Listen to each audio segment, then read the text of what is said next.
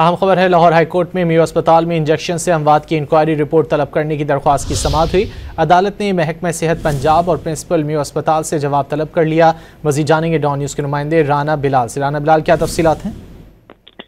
जी देखिए, मियो अस्पताल में इंजेक्शन से होने वाली हलाकतों की इंक्वायरी रिपोर्ट तलब करने की दरख्वास्त पर लाहौर हाईकोर्ट में समाअत हुई है और अदालत ने महकमा सेहत पंजाब से तहरीरी जवाब तलब कर लिया है। लाहौर हाईकोर्ट के जस्टिस शाहिद करीम ने जुडिशल एक्टिविज्म पैनल के सरबराह आज़र सदी की इस दरख्वास्त पर समाअत की, जिसमें यह मौक़िफ़ इख्तियार किया गया कि मियो अस्पताल में इंजेक्शन से मरीजों की हलाकत का मामला वो इंतहाई हसास और संजीदा है। दरख्वास्त गुजार का यह भी कहना है कि इंतजामिया ने शफाफ इंक्वायरी के बजाय जो रस्मी कार्रवाई है वो करते हुए जो जिम्मेदारी है वो नर्सों पर डाल दी है। दरख्वास्त में ये इस्तदा की गई है कि अदालत इस मामले की इंक्वायरी रिपोर्ट तलब करे और शफाफ इंक्वायरी के हवाले से भी अहकाम जारी करे।